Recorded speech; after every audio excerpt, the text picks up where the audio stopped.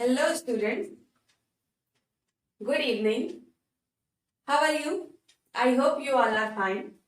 I am Alvira और last video में हमने देखा था कि हार्ट का मैकेनिज्म क्या होता है. What is the mechanism of heart. हमारा हार्ट वर्क कैसे करता है, how our heart works. Arteries veins का कुछ काम देखा था हमने, चैम्बर्स देखा था हमने कि हार्ट में कितने चैम्बर्स होते हैं, उसके कुछ पार्ट्स देखे थे कि वो पार्ट्स का काम क्या होता है. तो अब हमें देखना है कि हमने लास्ट वीडियो में ये देखा था कि आर्टरीज ऑक्सीजनेटेड ब्लड को ले जा रही है, वेन्स डीऑक्सीजनेटेड ब्लड को ले जा रही है. तो ये क्या है, आर्टरीज और वेन्स है क्या. तो जनरली इसके बारे में बात करते हैं, आर्टरीज और वेन्स है क्या. और इसमें कुछ इंपॉर्टेंट क्वेश्चंस भी आते हैं बोर्ड एग्जाम में. डिफरेंस बिल्कुल आता है कि आर्टरीज और वेन्स का डिफरेंस है क्या. What the difference between arteries and veins. So here are the difference between arteries and veins. What is arteries and what is veins? So इतना तो हमें ये ध्यान रखना है कि जो आर्टरीज है वो ऑक्सीजनेटेड ब्लड कैरी करती है. यहां मैंने क्या लिखा है, प्योर ब्लड. प्योर ब्लड और ऑक्सीजनेटेड ब्लड बात एक ही है ना. आर्टरीज कौन सा ब्लड कैरी करती है, प्योर ब्लड कैरी करती है, मतलब ऑक्सीजनेटेड ब्लड कैरी करती है. And veins carry impure blood, मतलब कि डीऑक्सीजनेटेड ब्लड, जो डीऑक्सीजनेटेड जिसमें ऑक्सीजन नहीं होता है वो वेन्स कैरी करती है. क्लियर है. Now the second point is कि आर्टरीज कैसी होती है, थिक होती है. आर्टरीज कैसी होती है, थिक होती है, थोड़ी मोटी होती है. आर्टरीज जो है वो थिक होती है, थोड़ी मोटी होती है. And then veins are thin in comparison to arteries. जो वेन्स होती है वो थिन होती है. क्लियर. वेन्स थोड़ी पतली होती है. Clear. Now the third point is they carry blood from heart to body. Arteries का काम क्या होता है कि जो ब्लड प्योर हो चुका है उसको हार्ट से पूरी बॉडी में पहुंचा दे. Means arteries carry oxygenated blood from heart to whole body, है ना. आर्टरीज का काम क्या है कि वो पूरे ऑक्सीजनेटेड ब्लड को पूरी बॉडी में पहुंचा दे. And what is the work of veins. Veins carry blood from body to heart. अब वेन्स का काम क्या है कि वो पूरी बॉडी का ब्लड हार्ट के पास लाए प्योर होने के लिए. फॉर व्हाट, फॉर प्योर होने के लिए बोला है. क्लियर. ओके. आर्टरीज में क्या होता है, इन arteries blood goes in high pressure. Arteries में क्या होता है, ब्लड हाई प्रेशर में जाता है, ब्लड बहुत हाई प्रेशर से जाता है. क्लियर. एंड इन वेन्स में क्या होता है, blood goes in low pressure, blood बहुत लो प्रेशर से जाता है. आर्टरीज में हाई प्रेशर से जाता है और वेन्स में ब्लड लो प्रेशर से जाता है in comparison to arteries. Clear है. तो ये डिफरेंस है आर्टरीज और वेन्स का, और ये आता है इंपॉर्टेंट क्वेश्चन है हमारे बोर्ड के एग्जाम के लिए कि डिफरेंस क्या होता है आर्टरीज और वेन्स में. ओके.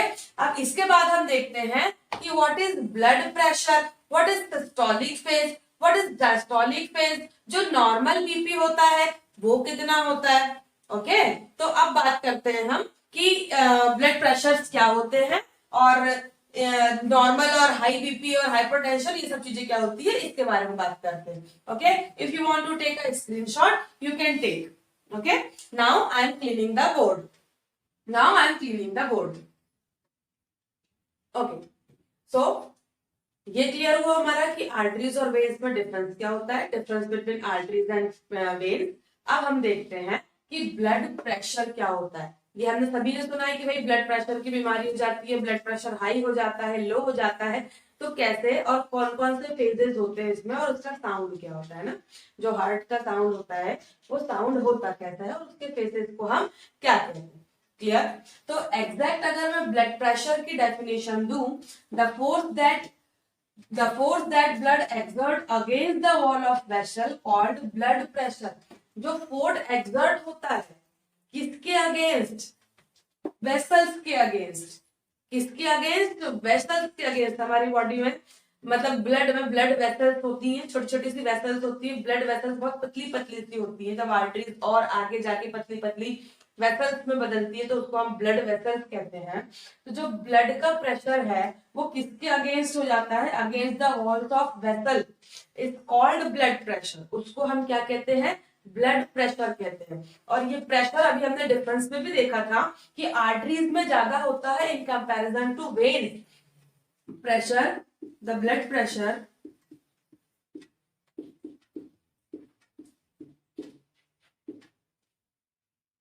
are increased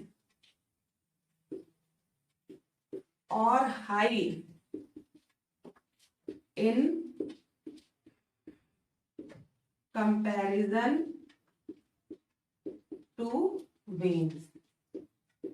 जो प्रेशर है, ब्लड का प्रेशर है, वेन्स के कंपैरिजन में आर्टरीज में ज्यादा होता है। अगर हम वेन्स से कंपेयर करें तो आर्टरीज में कुछ ज्यादा ही हाई तरीके से फ्लो होता है, बढ़ जाता है, इंक्रीज हो जाता है ना। तो आप इसके बारे में अगर बात करें कि हाँ ये इसके अगेंस्ट होता है या फिर आर्टरीज में ज्यादा होता है, तो कैसे और उसके फेजेस को हम क्या कहते हैं, उसके फेजेस को क्या कहते हैं, तो ध्यान से देखिएगा। The pressure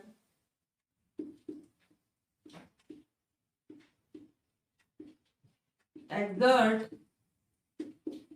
inside the arteries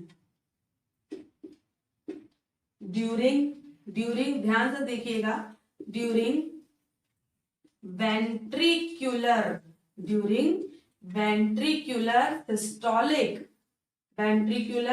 systole और systolic, इसको अगर मैं सिंपल लैंग्वेज में बोलूं तो कंट्रैक्शन।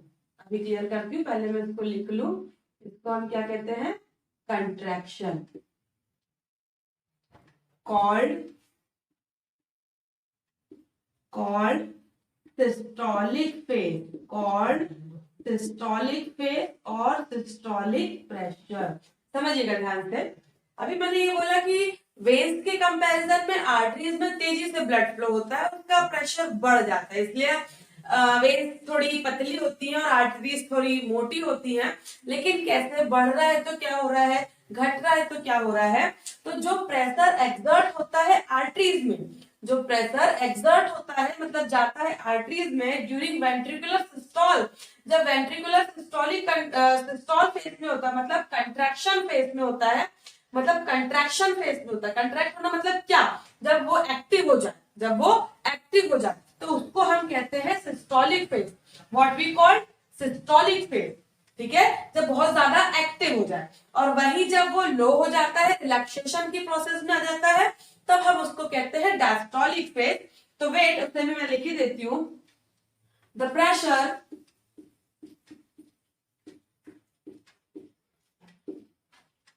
inside arteries during, यहां वेंट्रिकुलर सिस्टोल है, अब यहां क्या आ जाएगा, वेंट्रिकुलर डायस्टोल। क्या आ जाएगा, ventricular diastole, called diastolic phase,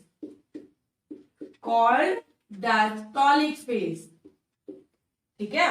ventricular diastole मतलब यहाँ कंट्रैक्शन है, तो यहाँ पे आ जाएगा रिलैक्सेशन आ जाएगा।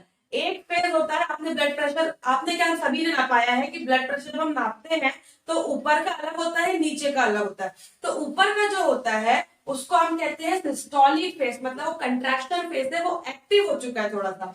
और जब वो लो नीचे वाला जब हम देखते हैं तो उसको हम कहते हैं डायस्टोलिक फेज, वो रिलैक्स हो चुका है, वो क्या हो चुका है, रिलैक्स हो चुका है। और हम सभी को पता है कि एक नॉर्मल पर्सन का बीपी कितना होता है। What is the blood pressure of normal person, 120/80, 120/80 mmHg, है ना, कि 120/80 एक नॉर्मल पर्सन का ब्लड प्रेशर होता है। इससे ज्यादा भी नहीं होना चाहिए, इससे कम भी नहीं होना चाहिए। इस ऊपर के फेज को हम कहते हैं सिस्टोलिक फेज,